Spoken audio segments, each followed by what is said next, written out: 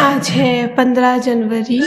आज के बाबा के महावाक्य हैं, मीठे बच्चे, यह दादा है वंडरफुल पोस्ट ऑफिस।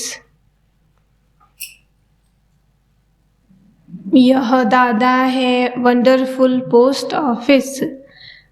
इनके द्वारा ही तुम्हें शिव बाबा के डायरेक्शन मिलते हैं। इनके द्वारा ही तुम्हें शिव बाबा के डायरेक्शन मिलते हैं। प्रश्न है, बाबा बच्चों को किस बात में खबरदार करते हैं और क्यों? बाबा बच्चों को किस बात में खबरदार करते हैं और क्यों? उत्तर है, बाबा कहते, बच्चे खबरदार रहो, माया की जास्ती चोट नहीं खाओ। बाबा कहते, बच्चे खबरदार रहो, माया की जास्ती चोट नहीं खाओ। अगर माया की चोट खाते रहेंगे तो प्राण निकल जाएंगे। अगर माया की जास्ती चोट खाते रहेंगे तो प्राण निकल जाएंगे और पद मिल नहीं सकेगा। ईश्वर के पास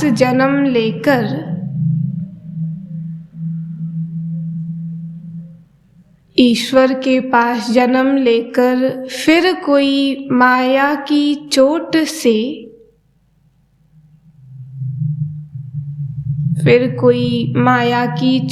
से अगर मर जाए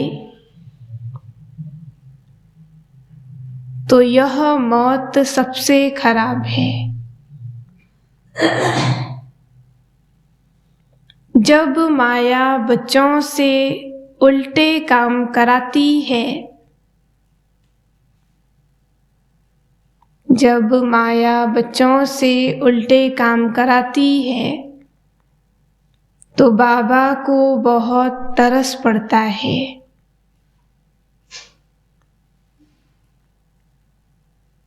इसलिए खबरदार करते रहते हैं। बाबा को बहुत तरस पड़ता है, इसलिए खबरदार करते रहते हैं। गीत है, तुम्हारे बुलाने को जी चाहता है। ओम शांति। बाप को बुलाने का समय होता ही तब है जबकि मनुष्य मात्र दुखी होते हैं, क्योंकि विकारी बन जाते हैं। दुखी किससे होते हैं? यह भी तमो प्रधान मनुष्य नहीं जानते हैं। दुखी करता है 5 विकारों रूपी रावण। अच्छा, उसका राज्य कब तक चलता है? 5 विकारों रूपी रावण का राज्य कब तक चलता है? जरूर दुनिया के अंत तक राज्य चलेगा। अब कहेंगे रावण राज्य है। राम राज्य, रावण राज्य नाम तो मशहूर है। रावण राज्य को भारत में ही जानते हैं। देखने में आता है दुश्मन भी भारत का ही है। भारत को रावण ने ही गिराया है। जब से देवता वाम मार्ग में गए अर्थात विकारी बने हैं। दुनिया यह नहीं जानती भारत जो निर्विकारी था वह विकारी कैसे बना। भारत की ही महिमा है। भारत श्रेष्ठाचारी था, अब पतित है। जब से पतित बनना शुरू किया तब से भगत पुजारी बने हैं। तब से ही भगवान को याद करते आए हैं। यह तो समझाया गया है कि कल्प के संगम युगे युगे बाप आते हैं। कल्प के 4 युग तो हैं, बाकी 5वें युग यानी संगम युग का किसको भी पता नहीं है। वह तो संगम युग बहुत कह देते हैं, कहते हैं युगे युगे तो कितने संगम हो गए, युगे युगे आते तो संगम कितने हो गए। कहते सतयुग से त्रेता, त्रेता से द्वापर, द्वापर से कलयुग। परंतु बाप कहते हैं कल्प के संगम युगे बाप को आना ही है। इनको कल्याणकारी पुरुषोत्तम युग कहते हैं, जबकि मनुष्य पतित से पावन होते हैं। कलयुग के बाद फिर सतयुग आता है। कलयुग के बाद फिर क्या होता है? संगम के बाद सतयुग, सतयुग के बाद फिर क्या होता है? त्रेता आता है। सूर्यवंशी लक्ष्मी नारायण का जो राज्य था वह फिर चंद्रवंशी बनते हैं। त्रेता में है राम राज्य, सतयुग में है लक्ष्मी नारायण का राज्य। लक्ष्मी नारायण के बाद राम सीता का राज्य आता है। सतयुग त्रेता जरूर बीच में संगम होगा। फिर उनके बाद इब्राहिम आता है, वह है उस तरफ, उनका यहाँ तल्लुक नहीं। द्वापर में फिर बहुत ही होते हैं, इस्लामी, बौद्धि, फिर क्रिश्चियन। क्रिश्चियन धर्म स्थापन हुए 2000 वर्ष हुए।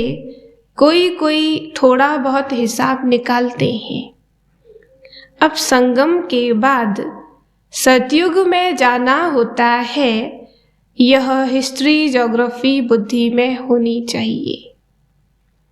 गाया भी जाता है ऊंचे ते ऊंचा भगवान, उनको ही त्वमेव माताश्च पिता कहा जाता है।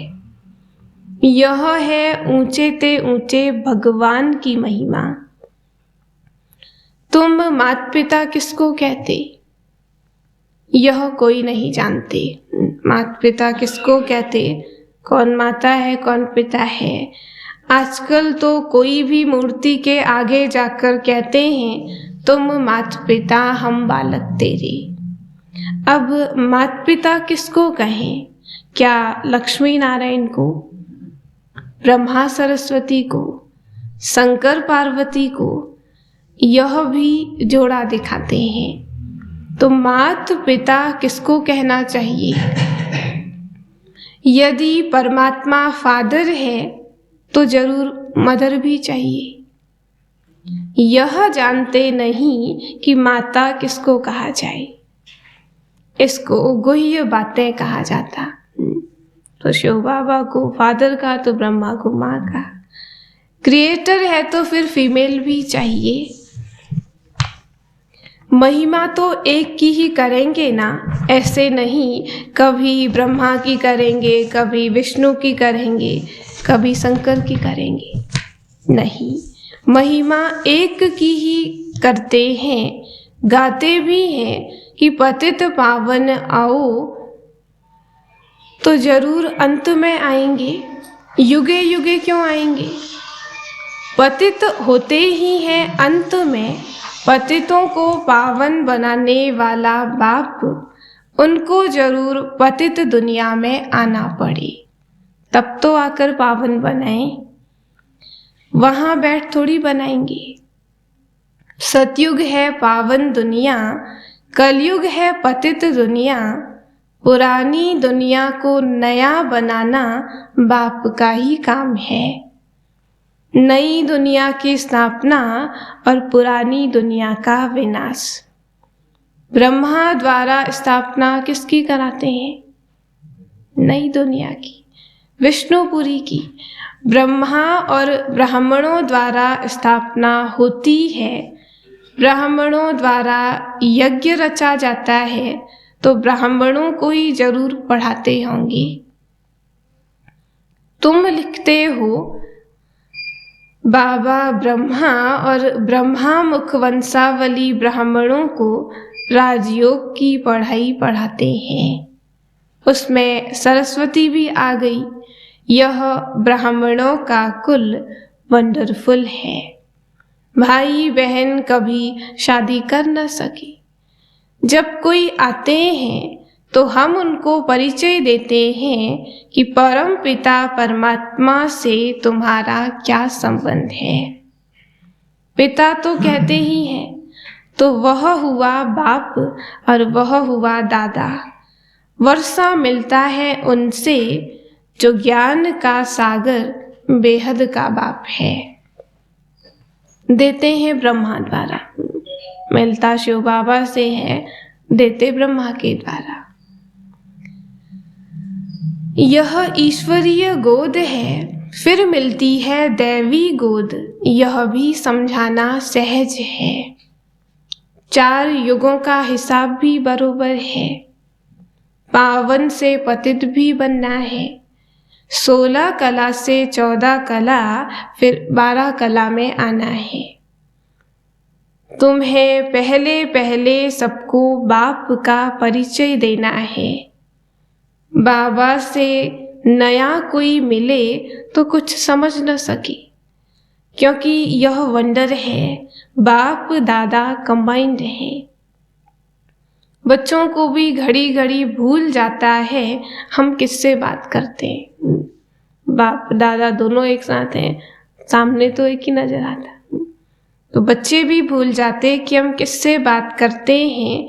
बुद्धि में शिव बाबा ही याद आना चाहिए। हम शिव बाबा के पास जाते हैं, तुम इस बाबा को क्यों याद करते हो?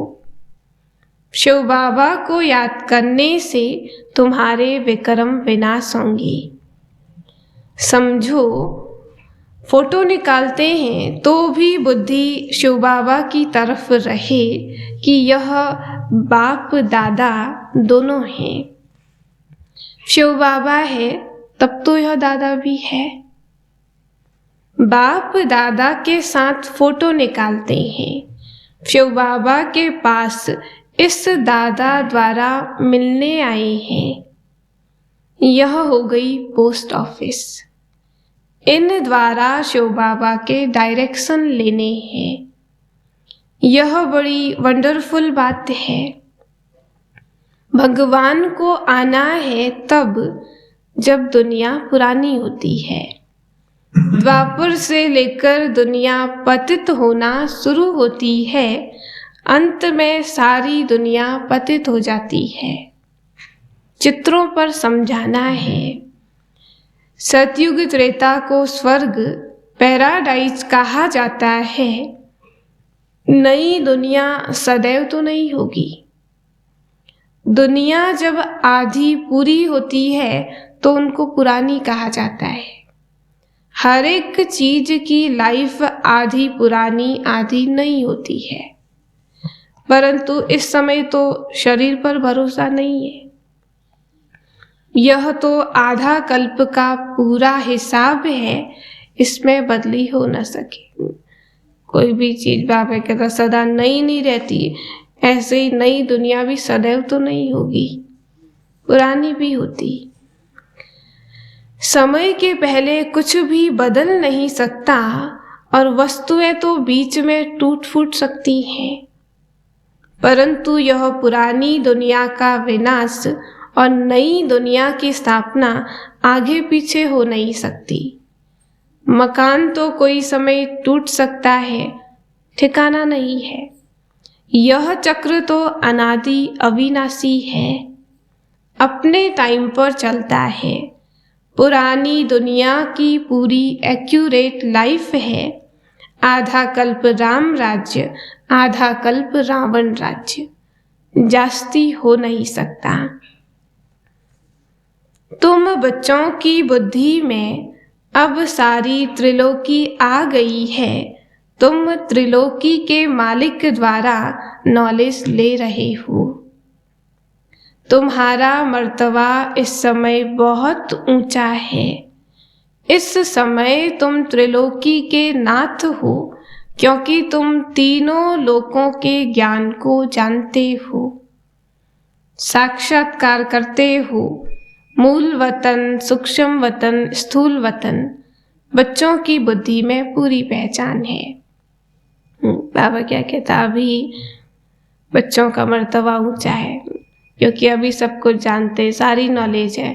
सतयुग में कोई नॉलेज नहीं।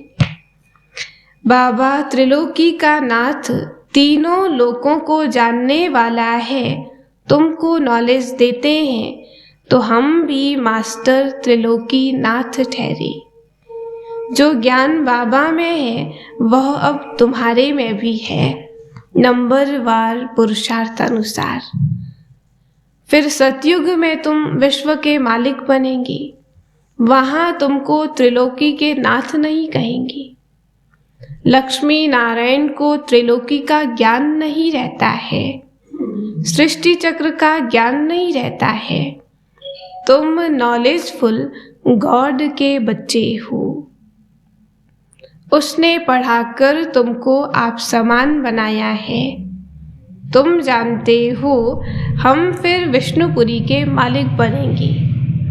इस समय जो कुछ पास हो गया है वह नॉलेज भी तुम्हारे पास है।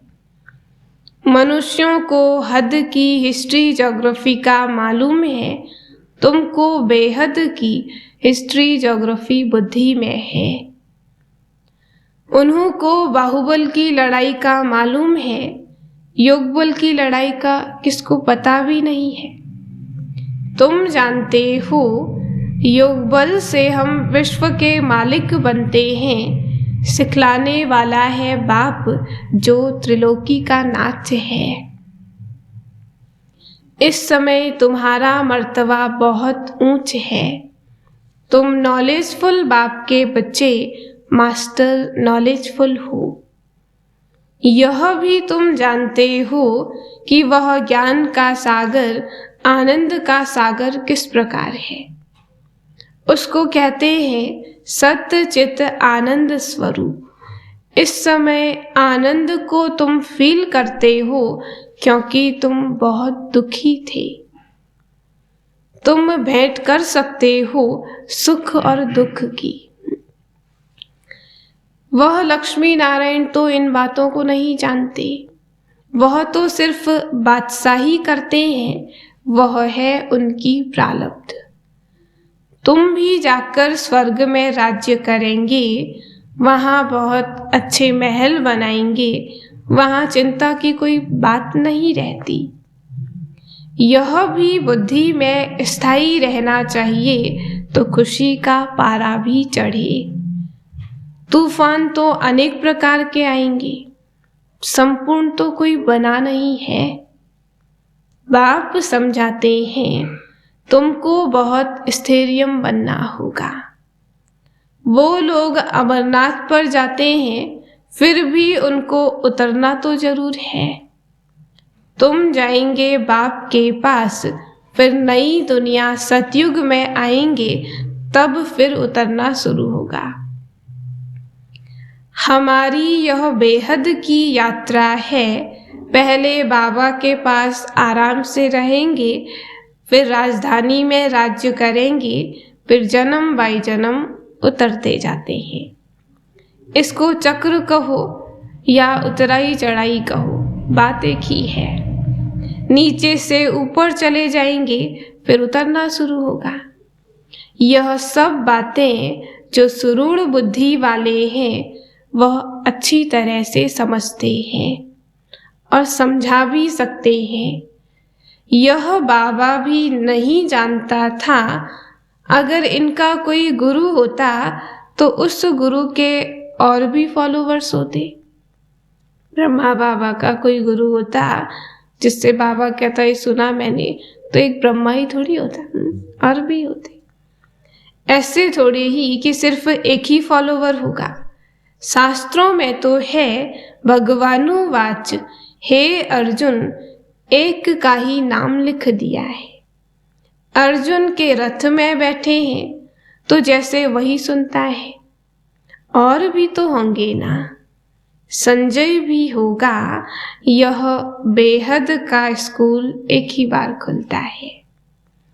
वह स्कूल तो चलते ही आते हैं, जैसा राजा वैसी लैंग्वेज।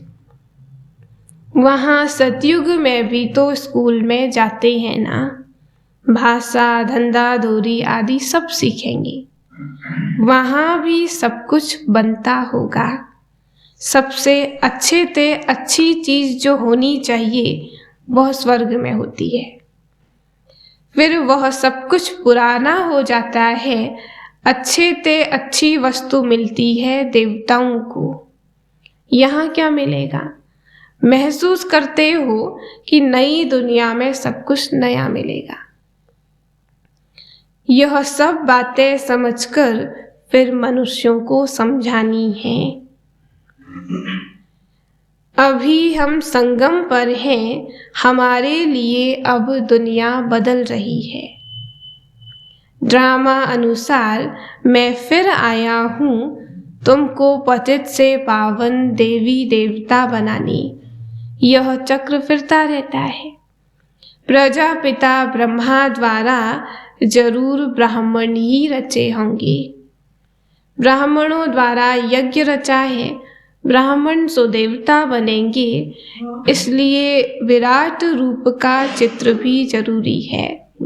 कैसे ब्राह्मण, ब्राह्मण कैसे देवता, कैसे क्षत्रिय, वैश्य, शूद्र, चक्र का जो विराट रूप का चित्र, बाबा कहते चित्र भी जरूरी है, जिससे सिद्ध होता है ब्रह्मा मुख वंशावली ब्राह्मण ही सो देवता बनेंगी। वृद्धि होती जाएगी, देवता सो क्षत्रिय, वैश्य, शूद्र बनेंगे। यह संगम युग नामी ग्रामी है। आत्मा परमात्मा अलग रहे बहुकाल। सुंदर मेला कर दिया जब सद्गुरु मेला दला। चढ़ती कला फिर उतरती कला, यह भी समझाना है। पहले ईश्वरीय औलाद, फिर देवताई औलाद, फिर थोड़ा थोड़ा कम होता जाता है। तुम पूछ सकते हो कि दुख हरता सुख करता किसको कहते हो? जरूर कहेंगे परम पिता परमात्मा को, कि दुख हरने वाला, सुख देने वाला परमात्मा है कहते। जब दुनिया का दुख मिट जाएगा तो विष्णुपुरी बन जाएगी। ब्राह्मणों के दुख मिट जाते हैं, सुख मिल जाते हैं। यह है सेकंड की बात। लौकिक बाप की गोद से निकल पालौकिक बाप की गोद में आ गए, यह है खुशी की बात। यह सबसे बड़ा इम्तिहान है। यह चित्र बहुत अच्छे हैं। राजाओं का राजा बनते हैं। राजयोग परम पिता परमात्मा के सिवाय कोई सिखला न सके।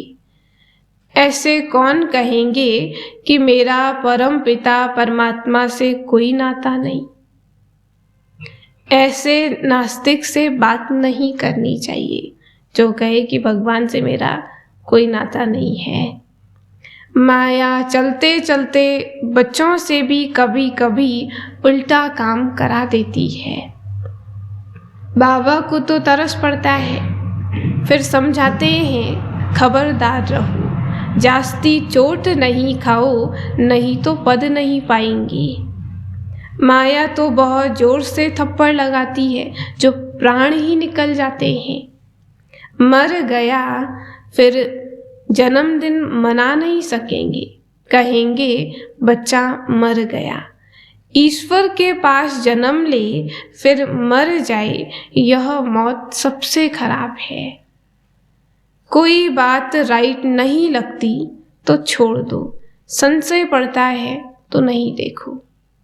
बाबा कहते हैं मन मना भव, मुझे याद करो और स्वदर्शन चक्र फिराओ। अच्छा, मीठे मीठे सिकी लधे बच्चों प्रति माता पिता बाप दादा का याद प्यार और गुड मॉर्निंग। रूहानी बाप की रूहानी बच्चों को नमस्ते। हम रूहानी बच्चों की रूहानी बाप दादा को नमस्ते नमस्ते। धारणा के लिए मुख्य सार। पहला पॉइंट है बाप समान मास्टर नॉलेजफुल बनना है। बाप समान मास्टर नॉलेजफुल बनना है। ज्ञान का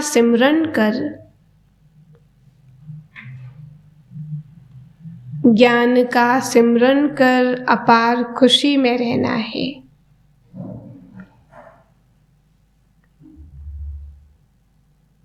आनंद का अनुभव करना है। ज्ञान का सिमरन कर अपार खुशी में रहना है। आनंद का अनुभव करना है। दूसरा पॉइंट है अनेक प्रकार के तूफानों में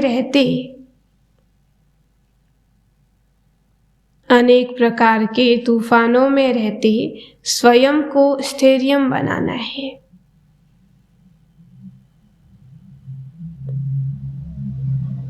माया की चोट से बचने के लिए बहुत बहुत खबरदार रहना है। अनेक प्रकार के तूफानों में रहते स्वयं को स्थिर बनाना है। माया की चोट से बचने के लिए बहुत बहुत खबरदार रहना है। वरदान है दिव्य गुणों रूपी प्रभु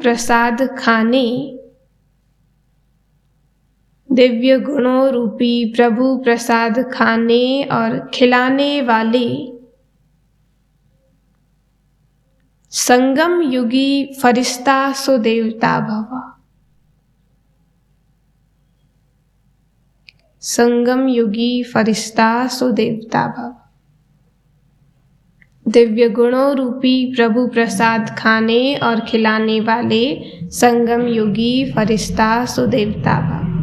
बाबा कहते हैं दिव्य गुण सबसे श्रेष्ठ प्रभु प्रसाद है। इस प्रसाद को खूब बांटो। जैसे 1-2 में स्नेह की निशानी स्थूल टोली खिलाते हो, ऐसे ये गुणों की टोली खिलाओ। जिस आत्मा को जिस शक्ति की आवश्यकता है उसे अपनी मनसा अर्थात शुद्ध वृत्ति वाइब्रेशन द्वारा शक्तियों का दान दो और कर्म द्वारा गुण मूर्त बन गुण धारण करने में सहयोग दो। मनसा द्वारा अपनी अच्छी वृत्ति द्वारा शक्तियों का दान दो। गुण मूर्त बनकर गुणों को धारण करने में सहयोग दो। तो इसी विधि से संगम युग का जो लक्ष्य है फरिश्ता सो देवता, यह सहज सर्व में प्रत्यक्ष दिखाई देगा। सहज और सभी में प्रत्यक्ष रीति दिखाई देगा। स्लोगन है सदा उमंग उत्साह में रहना।